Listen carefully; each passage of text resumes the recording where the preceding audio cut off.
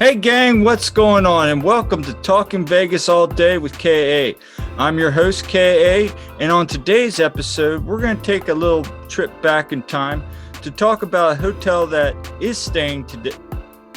To talk about a hotel that is still standing today, under a different name, however, but that's the history of the Monte Carlo. And as special guest today, I have JA joining me. Say hi. Hello. And we are going to discuss the history of the Monte Carlo. But before we get started, gang, remember, hit that like button, click subscribe, and punch that notification bell so you can get updated when we drop new episodes. But before we get started, let's go ahead.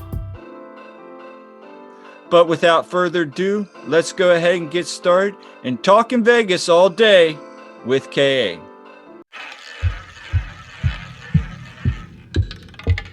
Let's go to Vegas, baby. Let's go tonight. Right now. Let's go to Vegas. We'll stay up all night. Let's go to Vegas. So the Monte Carlo started out in 1996, the Monte Carlo started out in 1996 in a space that was originally the Desert Rose Motel. Did you know that? I did not know that. It was originally going to be named the Victoria, after Queen Victoria herself, and was going to be a British-themed resort. It was later renamed to the Grand Victoria, and then back to the Victoria. However, two competing companies, MGM Mirage, who was owned by Steve Wynn at the time, and Circus Enterprises, decided to team up and build the resort instead. Now, this is where it gets interesting. Later, Steve Wynn, the chairman of MGM Mirage, wanted to rename the Victoria to the Monte Carlo. People doubted he would be named that. However, once the board decided on the name, it actually was a favorable vote and the Monte Carlo stuck. Found that very interesting. How about you? That is interesting. I did not know Could you that. imagine that being like a British themed hotel instead? I don't know. I'd kind of like that, to be honest. You Oh, know I me, know you would. I'm kind of an Anglophile. Yes, you are. And that's a $10 word right there. So everybody. Anyway, so the Monte Carlo was part of a 3 mega resort opening in 96. For those of you who don't know, that year was a big boom year. You had the Stratosphere, or what's now known as the Strat, opened up early in the year. Then the Monte Carlo, and believe it or not, what we'll be talking about down the road, New York, New York. So that whole little area was starting to become developed in 96. The hotel and casino was named after the Monte Carlo Casino in Monte Carlo, and was very much a Moroccan-themed resort initially. That was the theming of it. It was a $334 million casino when it opened at 12:01 with a special 12-minute long fireworks show. The hotel would feature 3,000 rooms, 250 suites, a 90,000 square foot casino convention center, pool and water park, shopping mall, a 1,200 seat Lance Burton Illusion Theater, which would later now be what the Park Theater is at. On a side note about the Lance Burton Theater and who Lance Burton is, he was an illusionist and a magician at the time. When the tragic events of 9/11 happened, Lance gave out 5,000 tickets to anyone who donated to the Red Cross. That's pretty cool. That is cool. They also had at opening 6 restaurants, including a buffet, a food court, and their own brewery, the Monte Carlo Brewery. Did not know that. No. I can only imagine that's what became of the pub. Oh, the pub. Oh, we'll be talking about that later. So that's how the hotel was. Now, the biggest thing with the Monte Carlo throughout the early to about 2007 was it really never had an identity. It had the outside was very Moroccan themed, but the inside was, how would you describe it? Well, it was Monaco, but that European flair kind of, but it wasn't like It wasn't like the it was a little bit Venetian. more nondescript. It wasn't like the- Venetian is like, this is Venice, this is Italy, Yeah. So yeah, that was always the knock on the Monte Carlo is like while the structure and all that had, but like the restaurants and it was just a hodgepodge inside. In 2007, the Diablo Cantina opened in front and became the most popular Mexican restaurant on the Strip until it closed in 2017. We walked by there so many times. We never actually went in there though. No, and we always were like, hey, we should check this place out, and we never did. That ship has sailed. On January 25th, 2008, part of the Monte Carlo exterior insulation finishing system caused a 3-alarm fire. The fire burned on the top of the hotel, and everyone inside the hotel and casino were forced to evacuate. A total of 7 people were injured. Luckily, no one died. And the total estimate of the fire was around $100 million. It was, and there's actually, if you Google on Google, that there's actually pictures of like the Monte Carlo sign, the one side close to where you would enter, like it was literally on fire. Like the fire went up and caught that on fire. That was refurbished, and in 2009, those floors were remodeled to become Hotel 32, that boutique and suite hotel. It had all suites, it had a lounge, and its own pool.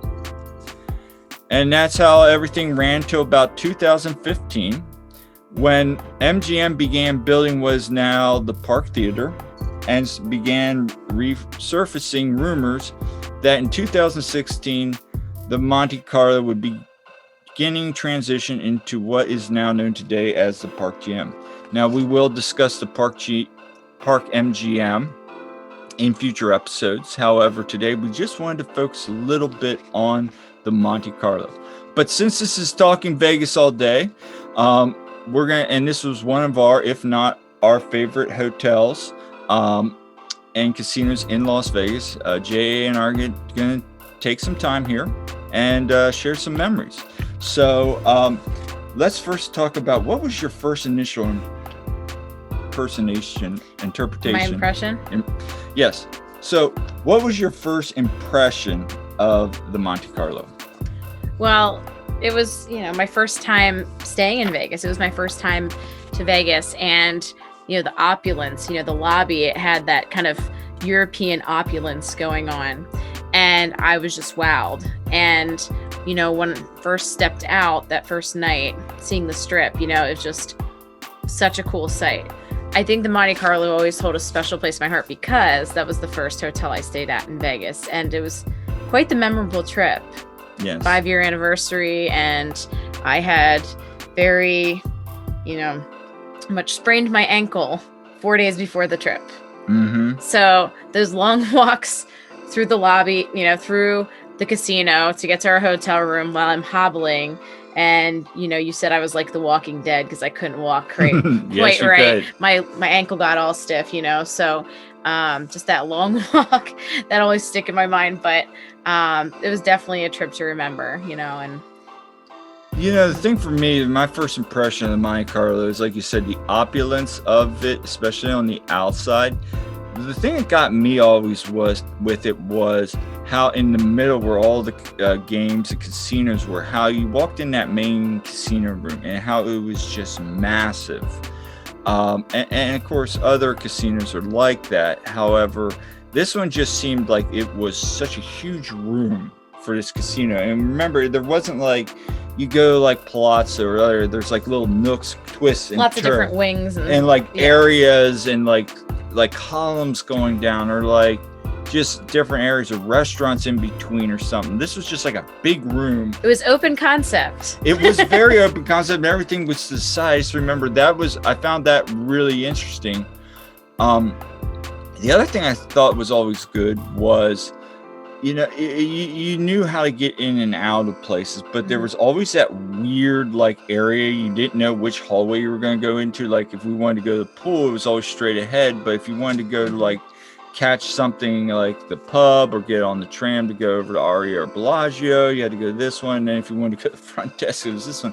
So I always remember that first couple trips we were always so confused about. And then the elevator was like hidden. Yeah. Yeah, remember like the elevator was like there was Yeah. like that gift shop. I just remember like it was like really easy to get around the casino part, but the hotel part was just funky. But I always loved the opulence. What would you say about the rooms? The rooms were very simple, but they were always very comfortable. I always thought Yeah. the beds were nice. Yeah. The bathrooms were great, and the showers were really nice. They had those nice walk-in showers. Yeah, it was nice. I mean, was it blowing my mind? No, not necessarily, but No, it was I mean- nice. I mean, it wasn't like when I walked into the Cosmo and I'm like, no. wow, this is incredible. But no, the Monte Carlo had nice rooms, comfortable. I had no complaints. Bathroom was nice. I always liked how, like, you could plug your phone in and stuff at night. They always had some nice little features within the There's room. some nice amenities. Yeah, it wasn't like over the top, but for what you were paying for, it was nice. Because it's like a mid-level one, Yeah. What did you think about the pool? Oh, I know you have a lot to say on the pool. the pool. Okay, so the Monte Carlo pool. I am the connoisseur of pools. I'm all about the pools when we go to these hotels. And Monte Carlo pool was by far one of my favorites, if not my favorites. And I've been to the Mandalay Bay pool. I've been to MGM Grand. I've been to all over the strip. I think the only one that rivals it to me, in my mind, is the Golden Nugget. Okay. That's a I mean, nice that pool. pool is epic. But Monte Carlo's pool had a really, fun vibe. They had a DJ. They had, the wave pool right there. There's the lazy river. Which at times it could be annoying because people taking up, just kind of standing in there and taking up room. But for this part, you could just cruise on down that lazy river. There was, separate other pool that was just kind of a pool, and it was chill. There's the hot tub, but, it was just kind of a fun vibe there. And it wasn't ginormous. It's basically kind of it's smaller version kind of what's at Mandalay Bay now. Well, you remember when we read that Steve Wynn used Monte Carlo's pool was the test pool. Yeah. Like they actually designed that to Mhm. become what was Yeah. Mandalay Bay's pool. It's like the prototype. It was the prototype. For me, what I always liked about it, and me, I'm kind of hit or miss with pools. Mhm. You obviously are the pool connoisseur in Las Vegas. I kind of can take it or leave it. I did enjoy the lazy river. I did like the setup also because they had shaded areas. So when it was like 110, you could go get sun, but there was also that shaded area Yeah. when you first walked in that was pretty much shaded. But yeah, you're right. It was a nice little party atmosphere. There was a nice deck area. I also liked how the pub had that little outside seating area, so Yeah. you could sit out there and have breakfast when they started serving breakfast towards the end, or Mhm. even lunch or whatever, and just kind of take in all of the people watching. It was a very nice for what it was. And then you look at like something like New York, and they're like they were built at the same time, and their pool's like just this little dinky community pool. Yeah, I mean, I enjoyed it. It was kind of cool sitting there, and you see the roller coaster going by and everything. But it was just kind of like, it's a pool. Yeah, of those pools, like even the Arias pool, like even the Cosmos pool. I mean, like all those pools, they're just kind of pools. It's a pool. I mean, did it have This like a was ton like of personality? No. This one was like one of those mid-level casinos on Center Strip that actually had a pool outside of like the Flamingo or some of those that actually had a little bit of like, Well, it fed features more. Yeah. So, let's talk about restaurants. Now, there was a lot of restaurants. We were there. We didn't really eat there a whole time. We went to that one place, Dragon Noodle, and Yeah. we like waited like 20 minutes. Like, remember for like ever, because I think they were just opening up, and we had like appetizers before dinner. That was nice. I think I had the wonton soup there. One time. The pub. I mean, we can talk about the pub. I mean, The pub was my favorite. the pub was probably, and this is the thing I just covered guys about the craft beer scene, and I said the strip really didn't have much. The strip, there for a while, between 15 and even about 3 years ago, did have a nice craft beer presence, I thought. And like the pub was one of the first where it had like 100 beers on tap. Now, you'd be lucky if they had 50 on tap, because you remember we'd be like, we want to try this, we don't have that anymore. But their food was good. Yeah. The breakfast, the chicken and waffles, that was my like go-to. that. But yeah, the beer selection, you know, when we first went when we went for the first time in 2014, it was, you know, it was pretty good still. It was really good. But each time we went, I feel like there was less. Yeah, and there was always like talking to the guy, oh, well, they might be selling this. And so like even back then they knew something was going on. And but like you could tell prior to even when we went, it probably at one time was probably the place to go. It had definitely a cool vibe with like the sports kind of like really brew house atmosphere. I really loved it. And again, you could get some really good craft beers there. We did the buffet the first time we were there. Yeah, and you know what? Like that was coming right off the Wynn buffet, so obviously expectations were going to be things. But for like just a regular buffet on the strip, I mean, you can do a lot worse from what I've heard. I've heard it just was it wasn't bad, it wasn't great, but it was just an average. Middle of the road, yeah. Yeah, and it was good. Also, they had the ramen bowl place. Remember that? I went down there that one trip. And I'll be honest with you guys, that was one of the best ramen bowls I've had in a while, especially in Las Vegas. And apparently it was the best place in Las Vegas to get ramen for a long time. They had the pizza place, which we never got from. Went to that barrel. What was it?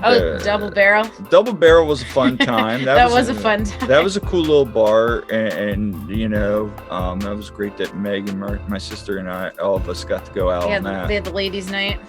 That was fun, and then that Samba Latte was good too. Yeah. They had the ice cream place. And then the ice cream place with the sandwiches that we all went in that one time. That was really nice as well. I like that they had what was it? It wasn't bevets, and now it's bevets. They had the it's where Juniper that lounge they had the steakhouse over there where the Juniper Lounge is now. And then they all the Brand Steakhouse. That's Brand Steakhouse. We never ate there. No. And then they had that like then there was the food court, which we definitely hit up. Yeah, and then of course the 50,000 Starbucks around. Well, there were two Starbucks. Remember there was a Starbucks, and then you walked through the shopping mall, went down that like steps, and there was that crepe place we always wanted to eat at. And then we never did. We never ate the crepe and gelada place. And then you went down the steps after you went by a Starbucks into another Starbucks. Yeah, there was the Starbucks when you're on your way to the trams, you know, to the walkway to Aria and all that, but then there was the Starbucks more of like by the food court where there was McDonald's, there was Johnny Rockets or something. No, it wasn't Johnny Rockets. It was something. There was Nathan's. Yeah. There was a Mexican one. There was a Mexican one. There was the McDonald's. Yeah. And there was that China. There's Chinese. Yeah. Yeah. So yeah, I mean the restaurants weren't and they had that Andres we never ate at. It was like that fine Italian French place that actually had apparently good reviews.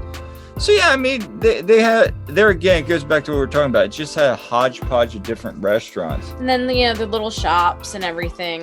That was what I was gonna get to, was the shops, you know. The shops were just little boutique shops. The Street of Dreams.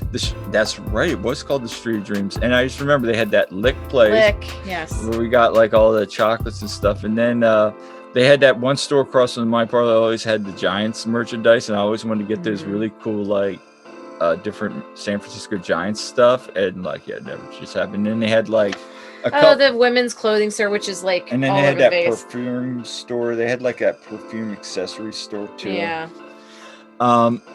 So yeah, I mean the stores were pretty much what you would see a lot of them. And then gambling, but we never really did a whole lot of gambling at this point. Not a ton, just a little bit with the slot machines, but you know. The averages, we never really won anything because it was a strip property. So, but the casino was your typical average casino. I always thought it was busy. Always had good action going on, and people seemed to be having fun. And then we had the let's talk about two other things before we close today. First off, the smell of the Monte Carlo, which I forgot to put a diffuser on. The smell was really what got you at the Monte Carlo. It smelled like cinnamon, and there's kind of a vanilla cinnamon, we have the actual scent, so you can get it from Aroma Retail, or you can get it from Bath and Body Works. Bath and Body Works, there's you can find similar scents to it, but I did find a candle a couple years ago. They don't make it anymore. It's called Salted Oak Bonfire. It smelled exactly like the Monte Carlo, but it's pomegranate and sage is what their smell is. And when I smelled the diffuser thing, it smelled a little bit different, but then I realized it's probably because there's all that cigarette smoke smell covering up some of it. I don't know. I remember when I was at the airport, and it's funny how that is. I just walked by the diffuser, and that was the smell of the Monte Carlo. I remember that totally being the smell. So I would say for its time being, I think the Monte Carlo had the best smell on the Strip in terms of a hotel. Now noses differ, but yeah. And then finally, the fun elevator trips where we would always wait. So one of the funniest things is they had this these ads on the one little TV screen, and most of them do, but there would be this ad, and then it would show the MGM thing, and then this big long and was loud song would just come on and be dun, dun, dun, dun, dun, dun, dun, dun, dun, and then we go into all the other things. It was just and for whatever reason, we had when we're checking out 3:30 in the morning to get our flight, this, and you're half awake and this song will come on. It was shit. Yeah, that's just that's one of the things I remember. People what do you remember about the Monte Carlo? Well, it's the smell and it's that elevator song. So in closing, the Monte Carlo's missed because I remember when I went out and you weren't there, and we went out probably 2 months before they were going to start to commission.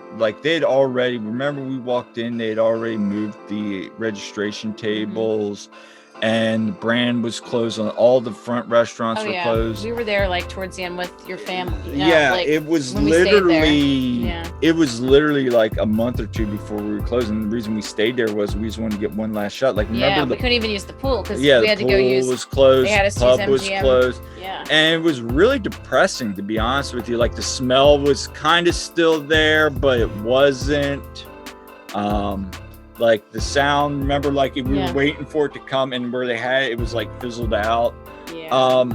And they had one or two things were starting to open. The Park Theater obviously was there, and but they'd started to play. And then when I went back about a year later, they had already transferred over, and it was just you walked in there, and it really was you just walked into a place that you knew, and you knew what it was, but it really wasn't the same. You're what is this place? So I don't know if we'll ever stay at the Park MGM. I have mixed feelings about it. I mean, we like some of the things at Italy. We want to check out Best Friend, I mean, Best Friend, yes, and they have the other noodle place. And we enjoyed the one bar there. And hey, gang, I think when we go back here, what we're going to do is we're going to do a live video walkthrough of the Monte Carlo Park MGM, just so you guys, and we'll reminisce about where things were. I think that would be kind of a fun thing. So anyway, guys, well, that's all the time we have for today. I want to thank my guest, J.A. And make sure on your way out to hit that like button, click subscribe. You can follow us on Facebook, Twitter, and Instagram. And as always, I'm K.A., and we'll catch you next time on Talkin' Vegas All Day with K.A.